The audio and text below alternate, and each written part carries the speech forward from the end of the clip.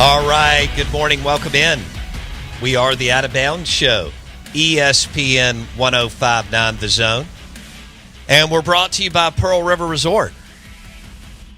All kinds of fun things to do there at the Golden Moon Casino and Silver Star, from the sports book to Philip M's super cool steakhouse. PearlRiverResort.com. And February 1st, center stage at Pearl River Resort, you will have award-winning comedian Bill Engvall, and his show will be there February 1, center stage at Pearl River Resort. And we're super excited that he's coming into town. And Bill Engvall joins us on the Farm Bureau Insurance guest line. Bill, good morning. How you doing? Good morning, Bo. I'm doing just peachy. That's good. How's everything? Every one of my football teams has been kicked out of the playoffs or the season, so it's just been spectacular. All right, who's your team? College is Longhorns, and pro is the Cowboys. I'm a big Dak Prescott fan because I went to Mississippi State, and so did he. In Pearl River Resort. I like Dak, but oh my gosh, I don't know. I just don't know. Well, Jerry Jones is good at screwing up a team as a general manager. He's a great businessman, but as far as football ops, it's been a disaster post Jimmy Johnson. You know, we had Ed Werder on the show yesterday, longtime ESPN Cowboys insider. And man, he went on and on about the dysfunctional Cowboys under Jerry and Steven. I don't know what they're going to do for the head coaching position. That's the rub. I don't know what they're going to do. I mean, okay, are we going to hire Deion Sanders to be part of the circus? You know, do you go try to find and Jerry just has this propensity for waiting to the last.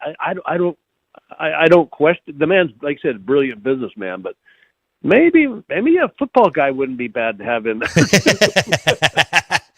Just one man's humble opinion. Maybe, you know, nobody's asking me to go advise on the curling team. All right. So Bill Engvall on the Out of Bounds Show. He'll be at Pearl River Resort February 1st. He's a Longhorns fan. They're now in the SEC, which is where we are in the heart of SEC country. Sark is doing a great job, and great job. First year in the SEC, and you get that close. I mean, we took Ohio State to the wire, just couldn't get it done. And but now we've got our new savior, Arch Manning. This poor kid. You think you know pressure? People have been calling for him since the day Ewers got hurt, and I just hope it doesn't build up to be too much for him. Yeah, I think if anybody can handle it, he can with his supporting cast.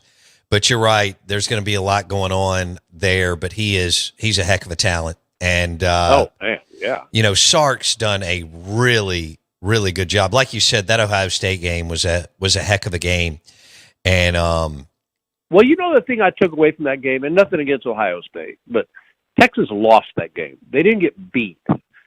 They were just dumb mistakes at the end, and you know, but Ohio State, I just, you know, that was destiny. I just think, poor Day, you know, you lose to Michigan and your career's over. Yet he takes them to a natty, and you know, it's. I think he probably got a nice little contract extension. Although I could be wrong. They may say, well, let's see what you do next year. Well, they're nuts, but you're exactly right. After getting embarrassed by an average Michigan team, and to come back and make the run in the playoffs was so impressive. And they were there. It was not. I mean, it was like, I just remember that first play, guy come running it back for 87 yards. Like, all right, boys, this is not going to be our day. Right. Yeah, that goal line, that red zone was that didn't go well. So, do you? I think you reside in Utah. Do you ever get back? Do you ever go? You're from, I think, Galveston, Texas area. Do Right. you ever get back to Texas or a Longhorns game or a Cowboys game in the last few years? I was. I'll tell you. Actually, it's a very funny story to me. So when the new stadium opened, the new AT&T Stadium opened. So Gail and I, my wife and I, lived in LA at the time, and we were Angel fans. And this was a guy's dream weekend. I had front row tickets to the Angels Rangers game in the afternoon, and then we had the Cowboys had brought me in to do a video on the board of "Come on, Cowboys, get up," that kind of pump the crowd up. So we go to the Ranger game. We're sitting on the first row, on the corner by the Angel dugouts, and literally 2 batters in, my wife said, "You know what? Switch seats with me in case there's a foul ball." Because, right there at the corner, you're not getting a lobby foul ball. It's a bullet. Sure. And so we switched seats, and literally the next batter cued it off the end of his bat. It hits me in the shoulder, and then hits my wife in the forehead. What? And still had enough speed on it to leave seam marks on her forehead. So now she's got, Angel trainers are jumping over the wall. The Rangers med staff was running down, and thank God it didn't hit her in the sunglasses because she'd have been blind. But they're tending to her, and all of a sudden my phone starts blowing up. I'm like, "Hey, did Gail just get hit in the head by a baseball?" Oh, no. So we finished the game, and went to Texas Stadium, and she had to buy a ball cap and have it on the loosest setting just so the cap could get over the knot on her forehead. Oh, Bill. Thank goodness y'all were both okay. Goodness. Oh, my God. Wow. It was crazy. We still have the ball that has the makeup smear on her. Grammy winner. And of course, then the Cowboys lost. So Grammy winner Bill Engvall will be at Pearl River Resort February 1st. Center stage, Pearl River Resort. Looking forward to it. Oh man, love getting back in the Southeast. Good people. They want to laugh, and it's funny because I actually retired 2 years ago. I saw that, and just couldn't handle it. I thought, well, my wife and I'll play some golf together. And, when you both suck, it's fun. But when the other ones get, literally, dude, I am not making this up. I watched her get 3 hole-in-ones over the period of the 2 years I was retired. Oh, no. The first one, I was all excited. Hey, that's awesome. You got a hole-in-one. We'll buy drinks. This will be a hoot. Then, 6 months later, she gets another. I'm like, hey, you got another one. That's awesome. Third one, I called my agent from the golf course and said, book me some dates. I'm ready to get back on the road. I love it. I love it. All right, so you're back on the road. How many dates what's the right number for you now per year with everything you've accomplished? That's a great question, and we've actually sat down and had this conversation. I'm going to keep it to between 20 and 25, just where it stays fun. But towards the end, probably, Bo, in hindsight, what I should have done is just stopped and taken a break. I was just working too much, But now I'm back out on it. I'm having fun again, which is great. And that's a good thing. And by the way, musicians and comedians are only people that really come out of retirement. You never hear a 65-year-old garbage man going, I just miss getting up at 5 a.m. Right. Slinging trash. That's right. Or an attorney grinding billing hours from 7 a.m. to 7 p.m. for years. Right. He wakes up and he's like, I want to jump back into this and yell at people all day. That's a good point. Bill Engvall on the Out of Bounds show. He'll be at Pearl River Resort February 1st. Get tickets at pearlriverresort.com. We'll be up there next week. Looking forward to that. So I've got to tell you, a couple years ago, Larry the Cable Guy came through and played at Pearl River Resort, did a show. And and I had him on the show. And I asked him, I thought it was a really good question, Bill. And I said, hey, man, who has more sleeveless shirts, you or Brett Favre? And he thought that was the funniest thing. And then he said, well, I'm just a fat Brett Favre. And we laughed and laughed and laughed. So I got to ask you this question, considering all the, cool things you've done and people you know. Do you have a group text with Jeff Foxworthy and Larry the Cable Guy? Not as much as you'd think. Okay. It's somebody will pop up every once in a while, but everybody's out doing their own thing, and I always love hearing from the guys. Sure. And we were part of something that you may never see again. A tour that big for comedians. No question. And we just enjoyed every second of it, and I do miss them. I miss hanging out with the guys. That's the downside of being on your own is there's a lot of lonely days, sitting in a hotel room. I always said, you're working too much when you pull up to a hotel and you know what's on the room service menu before you even check in. All right. So Ron White is one of my favorite comedians, and I don't know if y'all watch each other's stuff, but I have to throw this out to you, Bill. And I know he's done a million bits like you, and y'all are all so talented. And the blue, you mentioned the blue collar comedy tour among your show and everything y'all done, but Ron White did this bit on Dr. Phil and being over in Monaco and being on Dr. Phil's yacht. And it was one of the funniest dang things I've ever heard in my life. Did you ever pick up on that? Was that the one where Dr. Phil said, watch that first step? Yes. And he missed it and he dislocated his shoulder. Yeah. I'll tell you this, Bo, about Ron. If you said, Bill, you have to buy tickets to see one of the other guys, who would it be? And it'd be Ron. Ron makes me laugh out loud. He's just a brilliant storyteller. He's funny. And I remember I met Ron White when he was still selling windows out of the back of his truck, and would go up on open mic nights. And I remember even back then thinking, this guy's going to be big. When did you know? I hear artists like you, musicians and actors and comedians, talk about their break. When did you know you had turned the corner or got over the hill? Well, obviously, Here's Your Sign, when it got big, that was, but before that, I will tell you, I knew there was something special when the year, I think it was 1991, I won the best male stand-up in a comedy club. And it was, the reason I say that was one of my turning moments was because that was the first year that they let fans vote, as opposed to just, six guys sitting around a round table going, who do you think's the funniest? But that, because I won against guys I really respected in the business. And, it kind of, I think for me, in a sports analogy, that was when the game slowed down. Yeah. I could really see everything in front of me. And, it was an amazing career. And, I've got to do, cool stuff and, stuff you never dream of as a young comedian. You may wish it, but you don't get the chance of it coming true. Dude, me and the guys sold out the Nashville Arena in 24 hours. That was unreal.